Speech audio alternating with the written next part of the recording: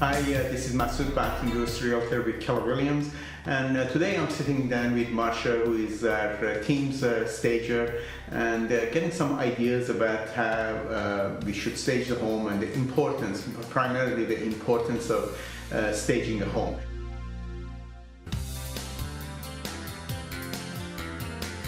Well, the first thing that homeowners want to do is they want to dissociate themselves from their house or from their home and think of it as a house. You know, think of it as brick and mortar rather than this is my family home, I've been here for 35 years, it's very personal to me. You're going to be moving, you need to disassociate yourself. Yeah.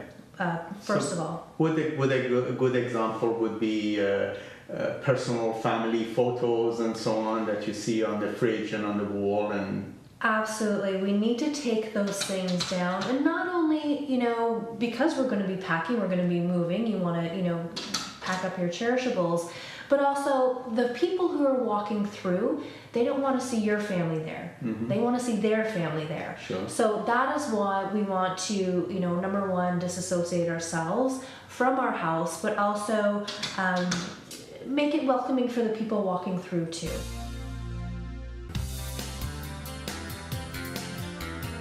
One thing that happens over and over again is you want to declutter and depersonalize your home, like we just said. So taking away the clutter, all your knickknacks and that sort of thing, all your collections, all your little thingies that you have around, we want to take those away, we want to pack them up and just make the room show itself rather than the person walking through or the family walking through just noticing all of your stuff around. Mm-hmm. We want them to focus on your home, not on your stuff. Mm-hmm. You know, all those little fixer-upper things that we just haven't gotten around to. You know, changing the light bulb in the basement that's burnt out for the past 2 months, and you're like, it's all right. You know, fixing the quarter round in the washroom. Mm-hmm. You know, a leaky faucet. Just little things like that, you know, you're like, oh, I'll get around to that later. Well, now is that time mm-hmm. to fix all those things before you list your home. Sure. You know, repainting, mm-hmm. you know, a scuffed up wall or things like that. Just freshen up the space. We want to maintain it and make those improvements.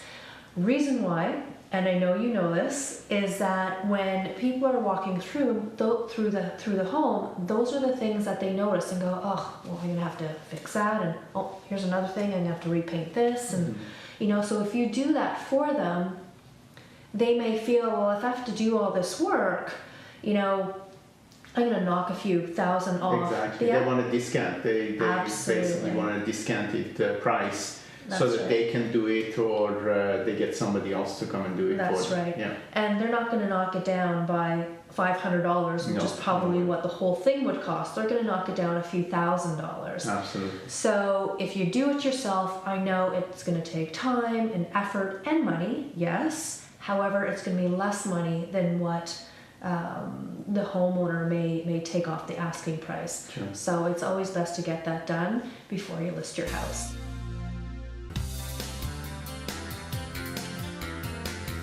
Most people view where they want to live online first, mm-hmm. and it's photos, mm-hmm. you know, mm-hmm. so that's what they're seeing before they actually even step into your home. Absolutely. Or call the agent to say, hi, I'd like to view this home. Mm-hmm. So as they're going through these photos, they're looking at the exterior as well. You know, are the hedges trimmed? Is the pool maintained? You know, these sort of things. Yeah. Is it inviting when you want to walk in? And that's what you want the person to think as they pull up to the front of your home. Is it inviting? Is this a place that I actually want to walk into?